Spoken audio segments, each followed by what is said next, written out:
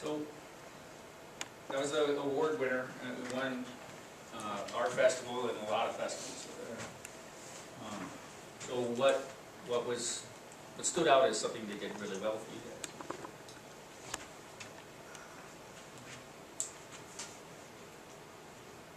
Well, it's a simple story. It's just what do we dream about? And you don't need to, in a short film, you don't need to go into what is she like as a person. Let's just experience her world for a few minutes. Is she a talented artist who struggles with her demons in the night? And we don't need to know that.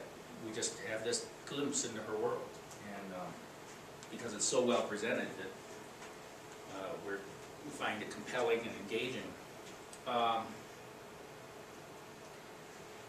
Really well shot. There was a lot of nice camera work. But the camera they're using is probably something you all have very easy access to. It's a digital SLR. If you notice the lenses, about the only scene, some of the outdoor scenes, they used a wide lens, meaning pretty much the whole world is in focus. That's kind of like what GoPros and your phone shoot.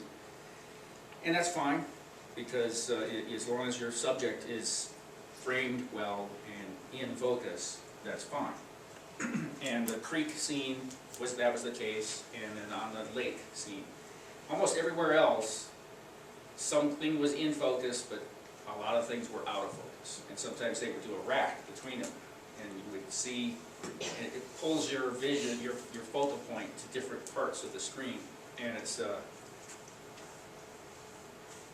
very cinematic. Now, so a cheat they did, of course, was when she fell through the ice. Did she actually fall through ice, and did you put your actor at risk and have the fire department on standby to save her? No, she just fell out of frame with a sound effect and then cut. You can do, if you need a car crash, you can do that too. You can have, your actors are arguing. I like to put my actors, I don't want them actually driving, so I actually will put them in the back seat and just frame it, and they're pretending to steer and whatever, and then you can be in the front seat and with more camera angles. Or be parked and shooting them in the actual driver's seat. You can cheat it so many ways, but don't actually have your actors driving and trying to act, because they're going to be distracted. But let's say they get in a crash. Well, camera cut, argue, quick cut to another zooming in car, and then bright light and sound effects. You have a car crash. Or I have a film I'm trying to do that I have a plane crash. Well, I might try and get a model and crash it, but I'm probably going to have this roaring plane and then cut to my actor walking a big flash of flame and light, and then I have this hero who's walking away from the crash, and I can have a bonfire behind him for all I need. But, so there are ways to be imaginative on how you can convey some bigger production elements without having to crash a car or an airplane. Do you have anybody have a particular challenge in the current project that you wonder about how to? You guys have a monster in your film this go round? Yeah. You're gonna do some special effects makeup or anything like that, or? Probably. Did you? We did a special effects makeup seminar last year. Did you guys sit in on that? Yeah.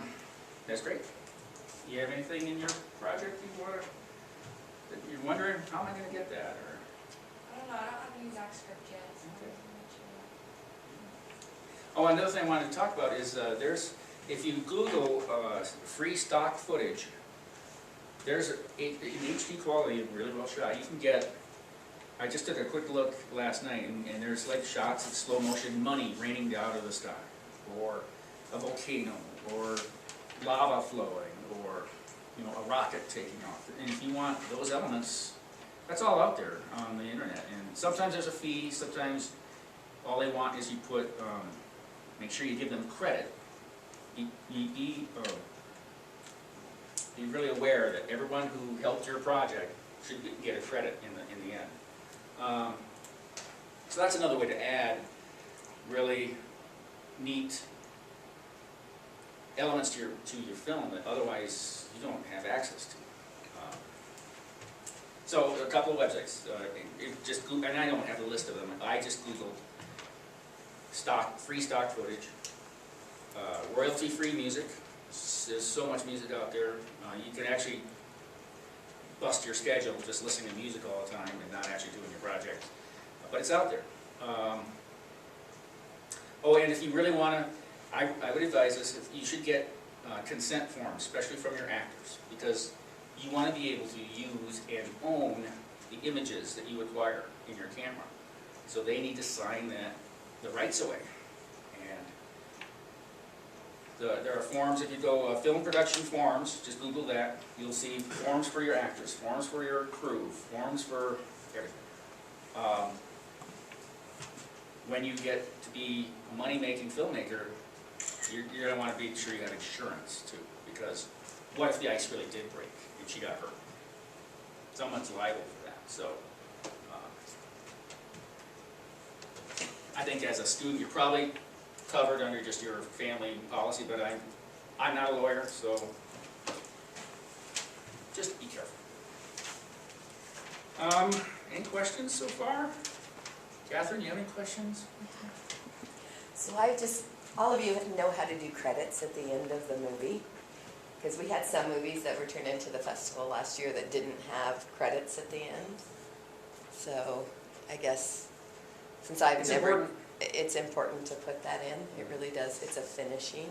And in fact, we had one that might have been Snow Day. The first version they submitted didn't credit the music, and well, I'm sorry, I'm not going to screen it because I don't want AMI or whoever the REM. industry is that owns that song, that they're not going to come after us. But let's try and be professionals. Let's do it like a pro would, and that means get the rights and put the credit in. And so I'll just make a comment. My son made a movie last year, and I don't remember the band or anything that he used, but it wasn't free music.